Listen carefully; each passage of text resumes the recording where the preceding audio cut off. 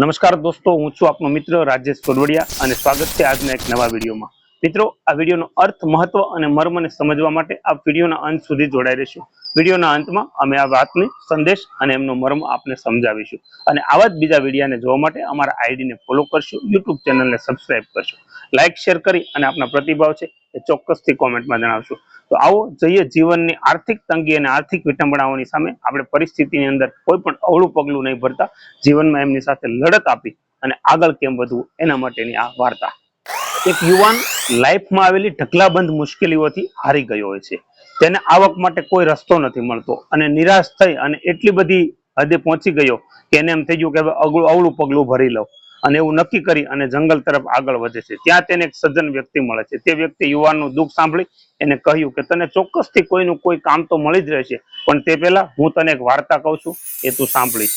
એક નાના બાળકે તેના ઘરના ગાર્ડનમાં વાંસ અને કેટકસના છોડ વાવ્યા અને તે બંને છોડની એક સમાન કાળજી રાખતો હતો. થોડા ટાઈમ પછી કેક્ટસ મોટો થતો, પણ વાંસનો છોડ છે એ એટલો ને એટલો જ રહેતો, અને છતાં તે બાળક છે એ હિંમત હાર્યું નહીં.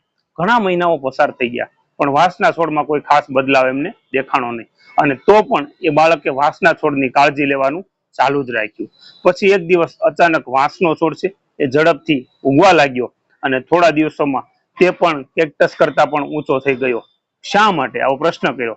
કારણ કે વાંસનો છોડ છે પહેલા તેના મૂળને મજબૂત બનાવવામાં વ્યસ્ત હતો. સજ્જન વ્યક્તિ યુવાનને કહ્યું, જ્યારે જીવનમાં મુશ્કેલી લાગે છે ત્યારે સમજો કે તમારા મૂળને મજબૂત કરવાનો સમય આવી ગયો છે. આપણી પ્રોબ્લેમ્સ અને નિષ્ફળતાઓ, એ કામ ધંધામાં મંદી, બેરોજગારી કે સંબંધોની ગૂંચવણ, આ બધું આપણા આંતરિક વિકાસનો એક ભાગ છે. જો આપણે આ સમયગાળામાં ધીરજ રાખીશું, તો પોતાના પર ચોક્કસથી વિશ્વાસ રાખીશું અને સખત મહેનત કરતા રહીશું, તો એક દિવસ આપણી પ્રગતિ છે એ જરૂર ને જરૂર થશે. એમાં કોઈ શંકાને સ્થાન નથી, અને એક દિવસ આપણે એ ઊંચાઈ પર જરૂરથી પહોંચીશું અને સ્પર્શશું. મિત્રો, આ વાર્તાનો સાર છે કે જીવનમાં ઘણીવાર નાનકડી મોટી નિરાશાઓ છવાઈ જતી હોય છે.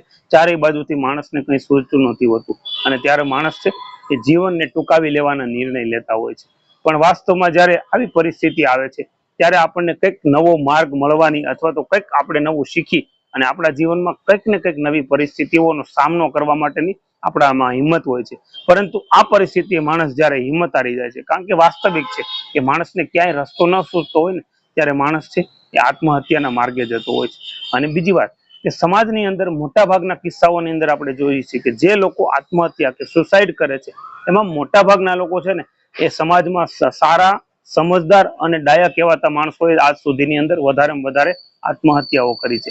પરંતુ મિત્રો, આત્મહત્યા અથવા તો કંઈ અવળું પગલું ભરી લેવું એ જીવનનું કાયમ માટેનું સોલ્યુશન કે સમાધાન નથી. પરંતુ જીવનની અંદર આવેલી જે નાના મોટી તકલીફો, નાના મોટી જે ખરાબ આપણી પરિસ્થિતિ, આપણો સમય નબળો આવે છે, ત્યારે આપણને સારા સમયમાં આપણે કેવી રીતે જવું એના માટેની શિખામણ છે એ આપણને પરિસ્થિતિ આપતી હોય છે.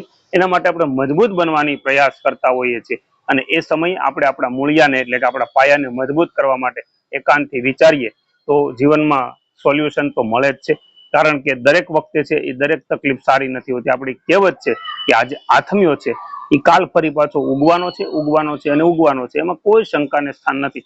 પરંતુ જીવનમાં આવેલી આપણી જે તકલીફો હોય, આપણે તંગી હોય અને આપણી મુશ્કેલીઓ હોય, આ મુશ્કેલીની અંદર આપણે સમજદારી સાથે અને એકદમ શાંત રહી અને સાંત્વના સાથે આપણે જીવનમાં જો પરિસ્થિતિનો સામનો કરી નાખીએ અને એના માટે આગળ કેમ વધવું, એ પરિસ્થિતિમાંથી આપણે કેમ બહાર નીકળવું, એના માટેના વિચારો કરી અને એ બાજુ આપણે કામે લાગીએ, તો જીવનમાં આવેલી નાના મોટી મુશ્કેલી અને તકલીફો છે એ ખૂબ દૂર થઈ જતી હોય છે.